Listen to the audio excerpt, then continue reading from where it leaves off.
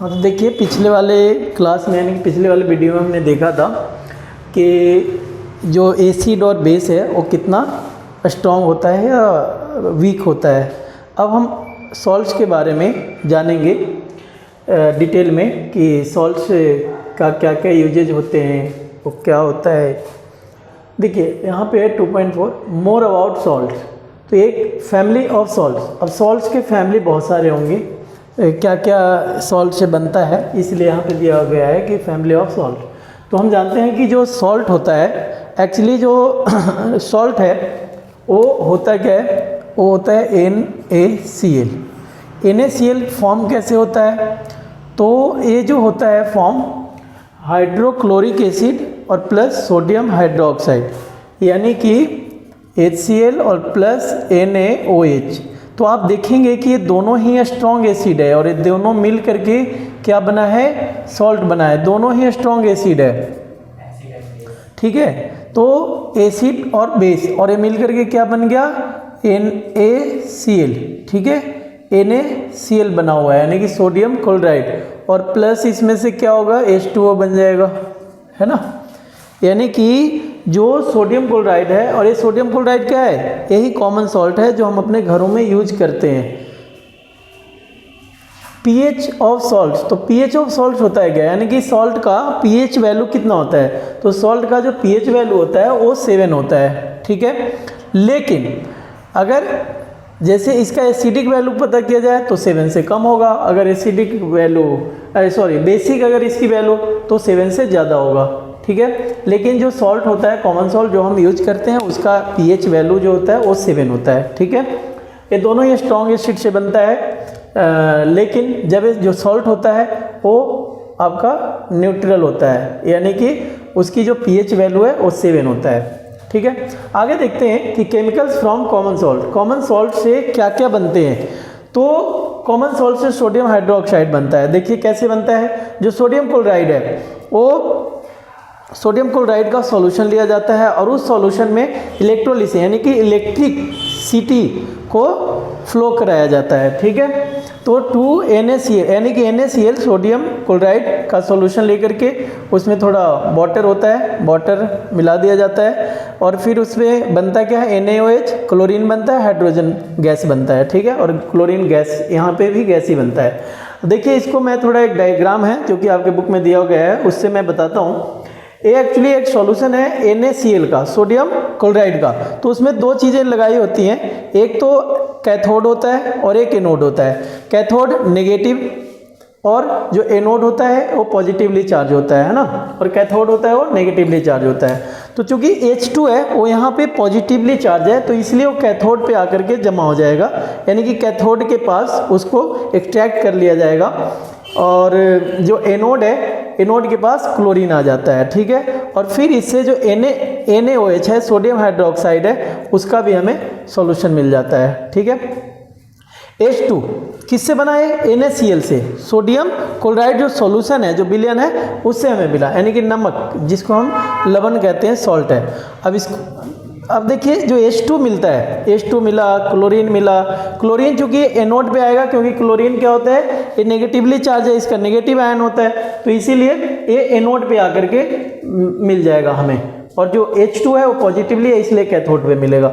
अब देखते हैं कि ये जो H2 है इसका कहाँ का यूज होता है। तो ये फ्यूल्स में होता है, मार्गरीन में होता है, अमोनिया फॉर फर्टिलाइजर्स के लिए जो अमोनिया तैयार किया जाता है, तो इस सब में H2 का यूज होता है। क्लोरीन जो आजकल जो वाटर सप्लाई होता है उसमें क्लोरीन का यूज होता है, यानी कि वाटर ट्रीटमेंट में यूज किया जाता है। स्विमिंग पूल्स में डाले जाते हैं ताकि उसमें के जो बैक्टीरिया जो है वो मर जाए। PVC पॉलीविनाइल क्लोरीन, ठीक है, ये होता है PVC। आपका डिसइंफेक्टेंट के लिए यूज किया जाता है क्लोरीन को, CFC के लिए क्लोरोफ्लोरोकार्बन। और फिर पेस्टिसाइड्स भी बहुत सारे होते हैं, पेस्टिसाइड जो प्लांट्स वगैरह में डाले जाते हैं, तो वहाँ भी क्लोरीन का यूज किया जाता है, ठीक है। NaOH डी ग्रीजिंग, जैसे मान लो कहीं ग्रीसिंग है, ग्रीसिंग जहाँ पे हम यूज करते हैं, जैसे ग्रीस का यूज करते हैं, तो डी ग्रीसिंग करने के लिए NaOH को यूज किया जाता है, यानी कि उसको सफाई करने के लिए। सॉप्स में किया जाता है, डिटर्जेंट्स में किया जाता है, पेपर मेकिंग में आपका NaOH का किया जाता है, आर्टिफिशियल फाइबर्स हैं, आजकल अनेकों प्रकार के फाइबर्स आते हैं आर्टिफिशियल, तो उसमें NaOH का यूज किया जाता है, सोडियम हाइड्रोक्साइड का यूज किया जाता है। कुछ इसमें से और इसमें से लेकर के आपका हाइड्रोक्लोरिक एसिड बनाया जाता है, यानी कि H और ये दोनों मिलते हैं ना, हाइड्रोजन और क्लोरीन, ये मिल करके क्या बनाते हैं, हाइड्रोक्लोरिक एसिड। तो जब हाइड्रोक्लोरिक एसिड बनते हैं और इसका यूज होता है क्लीनिंग स्टील, स्टील को साफ करने के लिए, अमोनियम क्लोराइड में इसका यूज किया जाता है, कुछ मेडिसिन बनाने में किए जाते हैं, कॉस्मेटिक्स में किए जाते हैं, आजकल अनेकों प्रकार के कॉस्मेटिक्स है लेकिन उसमें इसी का यूज किया जाता है। इसलिए कई लोग कहते हैं कि कॉस्मेटिक्स का यूज नहीं करना चाहिए हमें, क्योंकि उससे चेहरा वगैरह खराब हो जाते हैं। तो यही है कि देखिए हाइड्रोजन और क्लोरीन मिलकर के बनता है। अब हम यहाँ देखते हैं क्लोरीन और NaOH मिलकर के भी ब्लीच बनता है। क्या बनता है, ब्लीच। ब्लीचिंग पाउडर का हम यहाँ पे फॉर्मूला लिखे हैं, जैसे देखिए CaOCl2, यानी कि कुछ इसमें कैल्शियम मिल जाता है और फिर बनता है। तो यहाँ पे ब्लीच बनाया जाता है, क्लोरीन और सोडियम हाइड्रोक्साइड का यहाँ पे दोनों मिला करके इसको ब्लीच बनते हैं। ब्लीच का मतलब ये होता है सुंदर करना, सजाना, चिकना करना, ठीक है। तो जैसे हाउस होल्ड ब्लीच के लिए आता है, घरों पे फर्श वगैरह उसको चमकाने के लिए आता है, फैब्रिक को ब्लीचिंग करने के लिए आता है, ठीक है। तो ये सब चीज़ों में यूज किया जाता है क्लोरीन और NaOH का जो सॉल्यूशन होता है, यानी कि ब्लीच जो होता है, ठीक है। आगे देखते हैं कि और भी सॉल्ट से क्या क्या बनते हैं। तो सॉल्ट से ब्लीचिंग पाउडर बनता है। ब्लीचिंग पाउडर जैसे कैल्शियम, ये सारा कुछ तो हमने इसे एक्सट्रैक्ट कर लिया, हाइड्रोक्साइड, क्लोरीन, हाइड्रोजन। अब देखिए CaOH2, कैल्शियम हाइड्रोक्साइड में जब क्लोरीन मिलाते हैं, अब क्लोरीन कहाँ से आया है, NaCl से आया है। तो जब हम क्लोरीन मिलाते हैं तो ये हमें मिलता है क्या, CaOCl2, और ये यही क्या है, ब्लीचिंग पाउडर है। और इसमें से कुछ जल होता है, वाटर के रूप में बाहर आ जाता है, तो ये हमें मिल गया। ये जो ब्लीचिंग पाउडर है इसका यूज कहाँ होता है, टेक्सटाइल इंडस्ट्री में, जैसे कपड़ों को चिकना करने में, कपड़ों को में चमक लाने के लिए किया जाता है। पेपर फैक्ट्रीज में पेपर में चमक लाने के लिए या उसको अच्छा बनाने के लिए, लॉन्ड्री में किया जाता है। As an oxidising agent, oxidising agent के रूप में भी इसका यूज किया जाता है, यानी कि ऑक्सीजन को ऐड करने के लिए, ठीक है। मेनी केमिकल इंडस्ट्रीज में, बहुत सारे इंडस्ट्री में यूज किया जाता है। और फॉर डिसइंफेक्टिंग ड्रिंकिंग वाटर, जो ड्रिंकिंग वाटर होता है वो जैसे इन्फेक्टिंग है तो उसको साफ करने के लिए, ठीक है। ब्लीचिंग पाउडर आपने देखा होगा वाइट जो होता है, कहीं कहीं जैसे मच्छर या गंदगी हो जाता है तो वहाँ पे ब्लीचिंग पाउडर का छिड़काव किया जाता है, तो वही होता है ब्लीचिंग पाउडर। ये हम काफ़ी यूज करते हैं, ठीक है। तो ये पीने लायक जो पानी है उसको भी, उसमें भी इसका यूज़ किया जाता है। कभी कभी जैसे नल से कड़वा एकदम आता है पानी, तो उसमें या तो क्लोरीन होता है या तो ब्लीचिंग पाउडर मिलाया हुआ होता है, ठीक है। तो इसके कुछ और भी पॉइंट्स हैं वो आगे देखते हैं, ठीक है। हाँ, तो ये है आपका बेकिंग सोडा। बेकिंग सोडा का जो फॉर्मूला होता है NaHCO3, सोडियम हाइड्रोजन कार्बोनेट।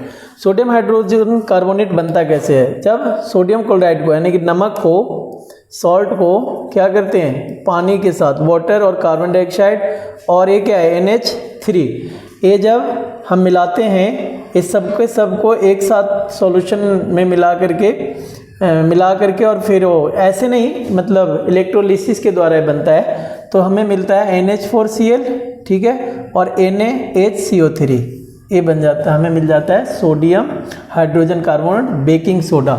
और बेकिंग सोडा तो आप लोग जानते ही हैं। और फिर अगर बेकिंग सोडा को गर्म कर दिया जाए तो हमें मिल जाता है सोडियम कार्बोनेट, थोड़ा वाटर और फिर कार्बन डाइऑक्साइड, ठीक है।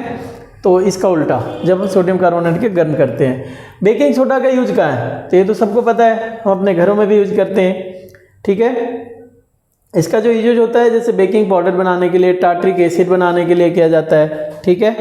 जैसे NaHCO3, इसमें जब हाइड्रोजन के आयन ऐड कर देते हैं तो CO2, H2O और सोडियम सॉल्ट प्लस एसिड मिल जाता है।